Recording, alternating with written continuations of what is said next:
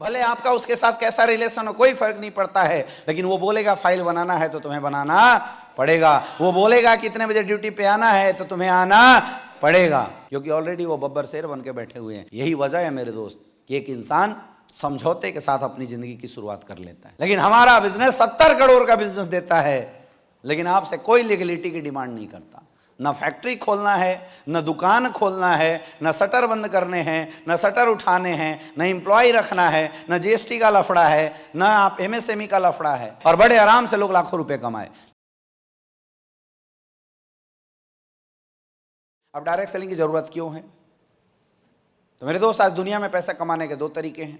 या तो हम नौकरी करते हैं या तो हम बिजनेस कर सकते हैं। नौकरी करने के लिए जॉब क्वालिफिकेशन चाहिए, टैलेंट की जरूरत है। बिना टैलेंट का नौकरी कहीं भी नहीं मिलता। आज आप मार्केट में जाके देखिए, 1 करोड़ से ज़्यादा लोग मार्केट में ग्रेजुएट होकर आ रहे हैं, लेकिन 30 से 40% लोगों को ही रोजगार मिल रहा है। यानी टैलेंटेड लोगों को भी नौकरी मिले इसकी कोई गारंटी नहीं है। क्यों? क्योंकि लैक ऑफ अपॉर्चुनिटी की बहुत ज़्यादा कमी है। आज मार्केट में नौकरियां है ही नहीं। आज 1 लाख फॉर्म भरे जाते हैं, पता चलता है 2000 का वैकेंसी था। अपॉर्चुनिटी की बहुत बड़ी कमी है। यानी कि अगर आपके अंदर बहुत अच्छा टैलेंट भी हो मेरे दोस्त, तब भी आप एक अच्छी नौकरी नहीं ले सकते हैं। अगर नौकरी मिल भी गई तो वो नौकरी आपके टैलेंट के अनुसार उतना पैसा आपको नहीं देगी। वहां पे आपको समय देना पड़ेगा। आपकी एक छोटी सी फिक्स इनकम होगी।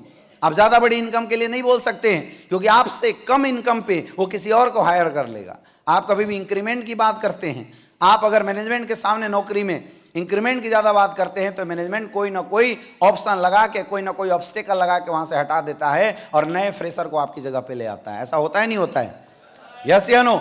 और नौकरी कैसा भी हो, आज एक बात जो हर इंसान को चुभती है, that is the following order. आज हमारा बॉसेस होता है, हम नौकरियों में जाते हैं, भले आपका उसके साथ कैसा रिलेशन हो कोई फर्क नहीं पड़ता है, लेकिन वो बोलेगा फाइल बनाना है तो तुम्हें बनाना पड़ेगा। वो बोलेगा कितने बजे ड्यूटी पे आना है तो तुम्हें आना पड़ेगा। और मेरे दोस्त, इतना ही नहीं, इन सब के बावजूद भी कब आपकी नौकरी चली जाए इसकी कोई गारंटी। ये वजह है कि आज हर नौकरी करने वाला इंसान एक अच्छी अपॉर्चुनिटी की तलाश में है। वो तलाश कर रहा है कि एक अच्छा ऑप्शन, एक अच्छी अपॉर्चुनिटी उसके जीवन में आ जाए, जिससे वो इंसान कम से कम मेंटली फ्री रह सके। तो ऐसे टाइम में लोग सोचते हैं बिजनेस कर लेंगे, लेकिन बिजनेस के भी कुछ चैलेंजेस हैं। बिजनेस में इन्वेस्ट करना पड़ेगा, आपको पैसा लगाना पड़ेगा। क्या हमारे पास इतने पैसे हैं कि हम पैसा लगा के 1-2 करोड़ रुपया कोई नया बिजनेस खोल सके? और लगा दोगे मेरे दोस्त, तब भी दूसरा ऑप्शन है रिस्क। हमेशा रिस्क बना रहेगा, धंधा ना चला तो। आज स्टार्टअप के नाम पे बहुत सारे लोग, कई करोड़ों लोगों ने स्टार्टअप के नाम पे अपने अपने पैसे इन्वेस्ट करके बिजनेस की शुरुआत करी।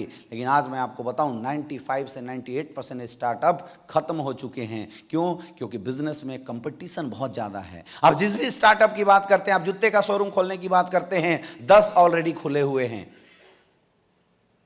आप कपड़े की दुकान की बात करते हैं, 10 ऑलरेडी खुले हुए हैं, और वो आपको उस फील्ड में कभी भी आगे जाने नहीं देंगे, क्योंकि ऑलरेडी वो बब्बर शेर बन के बैठे हुए हैं। इसके लिए आपके अंदर एक एक्स्ट्रा ऑर्डिनरी टैलेंट होना चाहिए।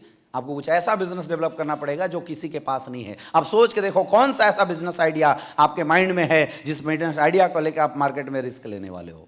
आप कोई भी काम कर रहे हैं, आज घर परिवार की सिक्योरिटी होती है, कोई भी काम कर रहे हैं और बिजनेस करने लगेंगे तो सब काम छोड़ के आपको इस बिजनेस में लगना पड़ेगा। यही वजह है मेरे दोस्त कि एक इंसान समझौते के साथ अपनी जिंदगी की शुरुआत कर लेता है।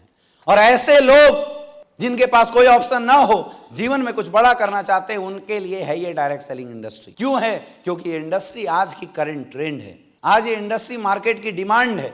बोला जाता है किसी भी चीज को शुरू करने से अच्छा ज्यादा इंपॉर्टेंट ये है कि उस चीज को सही टाइम पे शुरू किया जाए।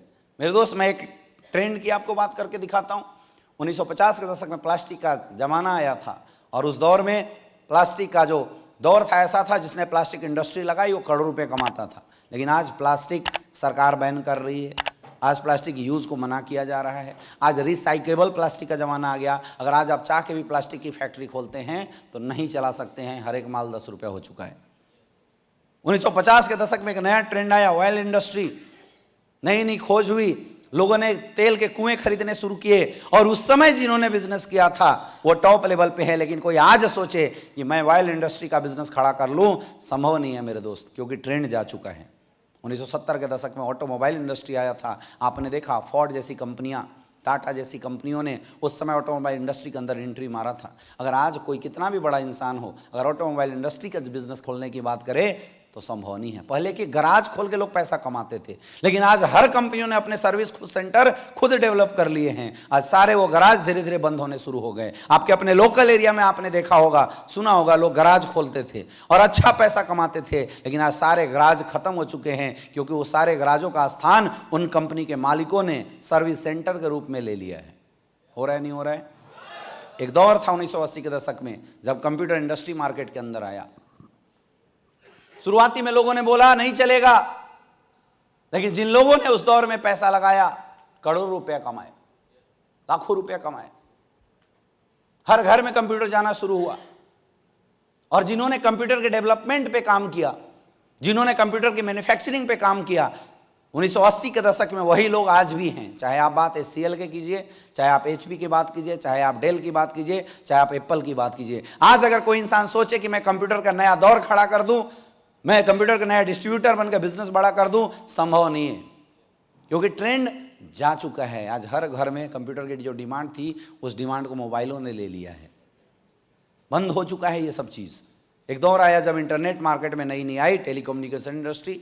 आप सब ने देखा होगा 1990 के दशक में लोग एक एक STD PCO खोलते थे और लाखों रुपए कमाते थे। एक एक घंटे का 40-40 रुपए लोग लिया करते थे, एक एक सिस्टम का। 10 सिस्टम लगाए और बड़े आराम से लोग लाखों रुपए कमाए। लेकिन क्या आज साइबर कैफे का बिजनेस चल सकता है? क्यों? क्योंकि दौर खत्म हो गया। वैसे मेरे दोस्त, 2000 के दशक में इंश्योरेंस सेक्टर आया, और आज 2010 ऑनवर्ड जो एक इंडस्ट्री है जो मार्केट में बहुत बूमिंग तरीके से मार्केट में चल रही है, उस इंडस्ट्री का नाम है डायरेक्ट सेलिंग इंडस्ट्री।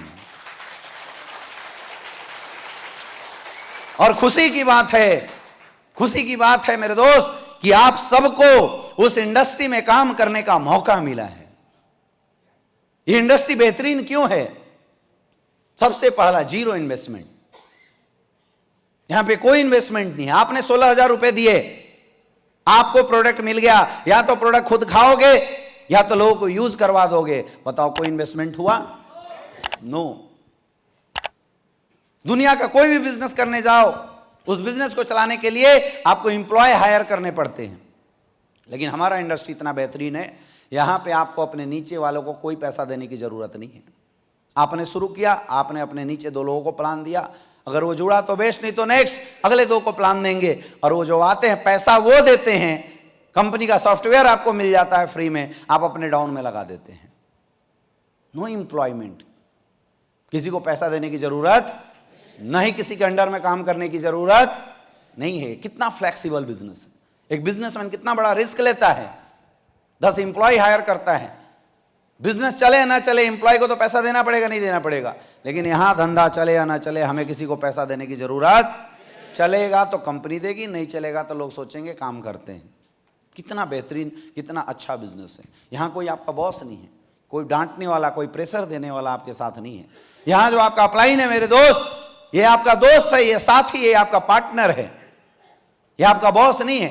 आपने आज बिजनेस को ज्वाइन किया, अगले 3 साल तक आप कोई काम मत करना, सिंगल कंपनी की तरफ से आपके घर में लेटर नहीं आने वाला कि भाई साहब आपने एसलीपीएस को ज्वाइन किया था, आपने काम नहीं किया इसलिए ये लेटर आया है।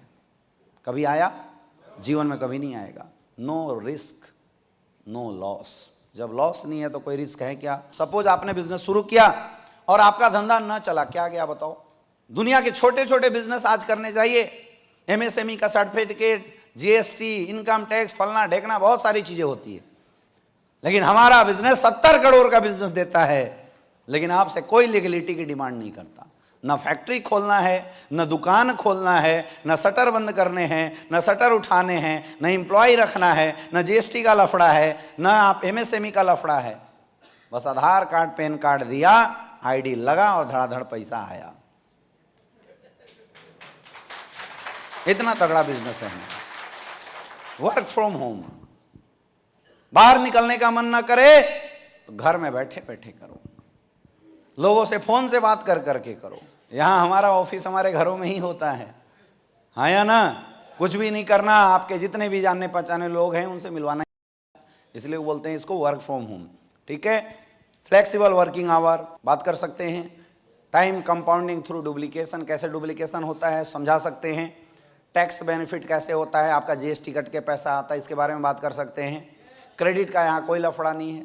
आप पान के दुकान वाले के पास भी लोग क्रेडिट रख देते हैं, भैया खाता में लिख ले, अब वो बंदा लोगों के पीछे पीछे दौड़ता रहता है। आज बहुत सारे जो लोकल शहरों के बिजनेस हैं इस क्रेडिट के लफड़े की वजह से खत्म हो गए।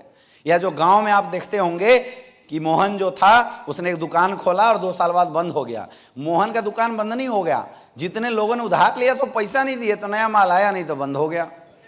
ये बहुत बड़ी प्रॉब्लम है लोकल बिजनेस की। लेकिन हमारे धंधे में कोई लफड़ा, रोकड़ा दोगे तो आईडी लगेगी, पैसा जाएगा तो आपको प्रोडक्ट मिलेगा, कोई तगादा करने की जरूरत नहीं है। अगला, नो क्वालिफिकेशन, यहाँ कोई क्वालिफिकेशन नहीं चाहिए, बस एक ही चीज चाहिए, क्या? सपने। सपने हैं, अगर सपने हैं तो बस शुरुआत करो। अगला नेचुरल बिजनेस है, कोई स्पेशलाइजेशन की जरूरत नहीं। आप सोचिए जिस बिजनेस में ये 13 क्वालिटी है, जिस बिजनेस में इतना भयंकर सपोर्ट, जिस बिजनेस में इतनी फ्लैक्सिबिलिटी है, क्या ऐसे बिजनेस में कैरियर लगा के हम लोग अपने जीवन में बदलाव कर सकते हैं? यस या नो? यस या नो? कर सकते हो? यस। और मेरे दोस्त, आज हम लोगों को बताते हुए खुशी मिलता है कि डायरेक्ट सेलिंग इंडस्ट्री के अंदर हिंदुस्तान का सबसे बड़ा प्लेटफॉर्म एसलीपीएस वेलनेस के साथ आपको काम करने का मौका मिलता है।